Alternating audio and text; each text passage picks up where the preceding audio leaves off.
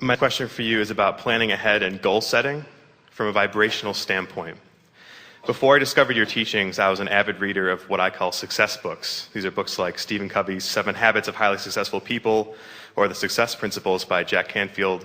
I know Jerry has mentioned Think and Grow Rich before. These books tend to break down the principles of what successful people do so that you can apply them to your own life.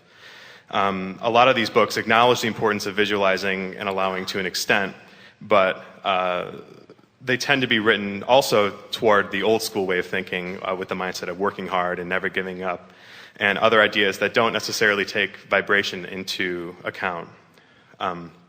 Ever since I discovered your teachings, however... So if you're not taking vibration into account, the title should be 7 Habits of Very Lucky People. Absolutely.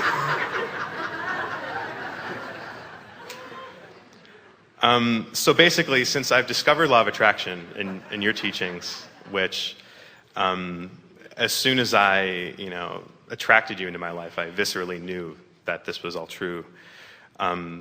I've been confused about how to merge some of what I've learned before with these success books. Well, let's start with what you first mentioned. This is very important, goal setting. So we would like to explain that the contrast causes you to set goals all day, every day.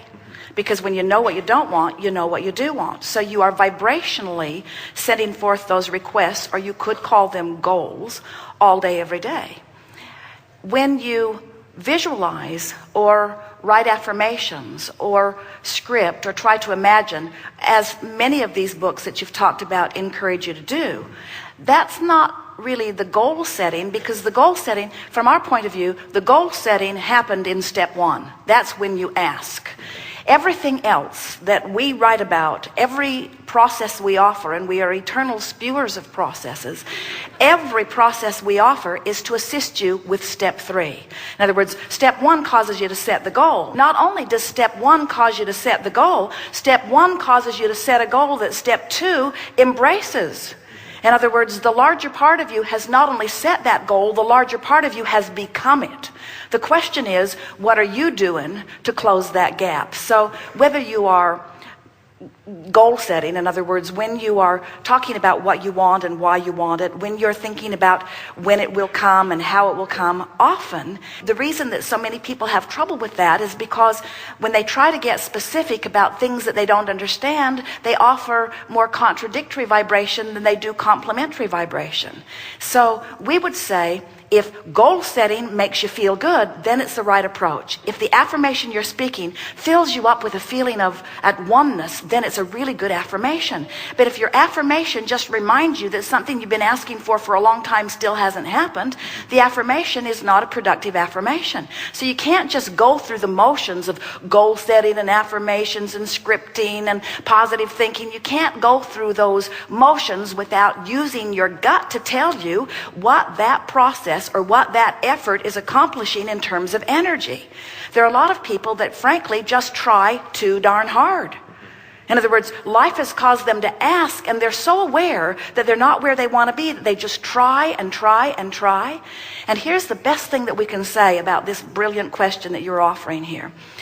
Since there are 3 steps, step 1, step 2, step 3, you're tired of hearing about it, but we are going to keep telling you about it because that's the process of all creation. Since there are 3 steps, so often when you're goal setting and when you're affirming, without meaning to, you're holding yourself in the step 1 phase. In other words, it's like, because this thing that I want hasn't come, then I need to ask for it more. It's like, I'll keep asking, I'll keep saying I want it, I'll keep talking about wanting it. And what you do when you stay active in step 1, you can't allow step 3, because step 1, which is the question, is a very different vibration than step 3, which is the answer. So what we would say to you is, for the most part, when we see people set goals, it backfires because they put a timeline on something they want that hasn't happened, and then they feel anxious as they watch the time tick by. So the timeline didn't serve them. Instead, it contradicted their vibration. Where if you could play the wouldn't it be nice if game, won't it be nice when that happens? What we want you to do is find some way of feeling satisfied with what is and eager for more. That's the best vibrational stance that you could find. And in fact, when you think about it, if you're asking from a place of not having something you want, so the not having it is really active in your vibration, so much so that you're setting goals about it and talking about it, but you keep feeling like you don't have it. If the things you're doing are aggravating your awareness that you don't have something you want, then they're not helping.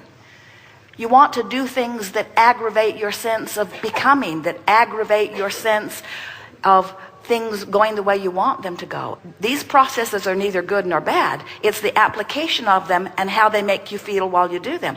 We've watched even Esther, who has diligently, and that's not a word that we are eager to tell you, diligently offered every process before we have ever revealed it to you. We always give it to Esther first, and she plays with it and finds the results of it. But when she's diligently applying, when she's diligently after it, we say, easy there, back off just a little bit. Don't make so much of this. Let's let this be fun. Let's let this be a game. This is a game to soften your resistance. This isn't a game to help you get from where you don't want to be to where you do want to be, because when you start playing games that get you from where you don't want to be to where you do want to be, you can't help but activate where you don't want to be. It becomes a much too big of player in your vibration.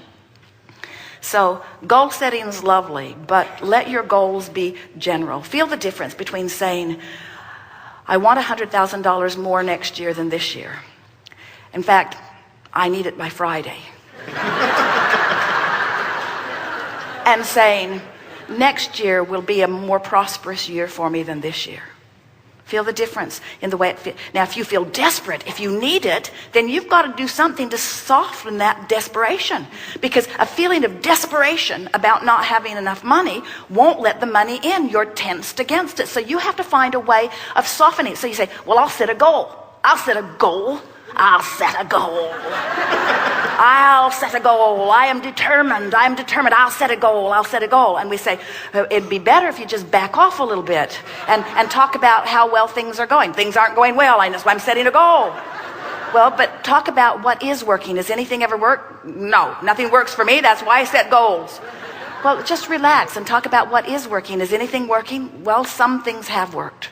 Some things have worked, and things do generally get better for me. And I'm looking forward to things getting better for me. And won't it be nice when things do get better? And the reason I want more money is because I'm looking forward to releasing this tension. And I'm looking for a little more to come in, and I'm doing a little better job of managing what's going out. And all in all, I'm managing my way, and lots of things are going well in my life. And it is getting gradually better, and I expect it to get better and better still. And I'm really looking forward to it really getting better. And there are a lot of things that I'm really looking forward to doing that I can't do right now, but it doesn't matter because I'm hopeful about it, and I know that it will get better, and I'm doing more things now than I was doing even a year ago, so I am beginning to see progress, and I do feel better just having this little conversation with myself. I can feel that I'm not trying so hard right now. I have released some tension, and if Abraham is right, and they say they are,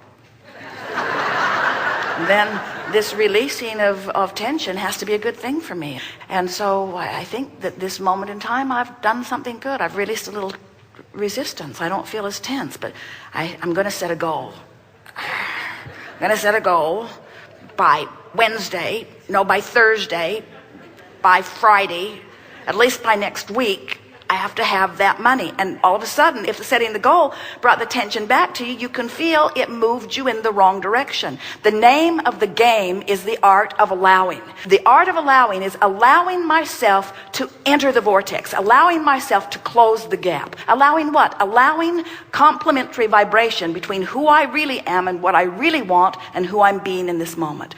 Read every book you can read and follow every process you can follow, but pay attention to how everything you do makes you feel. That's why no one book or no one process is the right thing for every person at every time. In the Ask and It Is Given book, we laid out all of the emotions that you might be feeling along your emotional scale. And if you're feeling revenge, there are a whole lot of processes in that book that will make you feel worse, not better. If you're feeling hopeful, every process in the book will be of advantage to you. In other words, there are some processes that will aggravate your resistance, and there are some processes that will soften your resistance. So the first thing you got to do is figure out where you are in relationship to where you want to be. Processes are good. Overdoing them isn't good. Because when you overdo processes, what's the underlying thing? I'm not doing well. I need to work really hard. I'm far from where I want to be. Listen to yourselves when you say, oh yeah, I sort of want that, and I really, really, really, really want that. Well, the things you really, really, really want, usually you're really, really, really practicing really, really big thoughts that really, really, really hold you in really, really resistance to what you really, really want. Give it a break. Give it a break. Step 1 happened. Step 2 happened. Chill out. Be easy. So here's the difference between I'm going to relax and I'm going to set a goal. You've set the goals. You set the goals incrementally. Now allow the goals. This is a goal allowing process. How can I allow what I'm asking for to be? Get a little happy. Be a little optimistic. Can't be optimistic. I've wanted it forever and it hasn't come. Then let it go. Let it go. If you've been struggling with something for a long time and it hasn't come, something's not right in your vibration. Let it go. Focus upon what is working. You could have 10 things you want. 9 of them not happening. 1 of them sort of kind of happening. If you'd focus on the one that's sort of kind of happening and use it as your object of attention, so you're offering your vibration mostly about the one that's sort of kind of happening, you'd stop resisting the other, and now all 10 of them would sort of kind of happen. Now, some of them are really happening. Don't focus upon the ones that haven't started happening. Focus upon the things that are going well. Use that as your excuse to tune yourself into vibrational alignment with what's in your escrow. Then all 10 of them have to happen. But you are problem solvers. You can have a life going really well, and you find that one thing that's not going well, and you give it your undivided attention, and you use that thing as your excuse to slow everything down. Find things to use as your excuse to speed things up.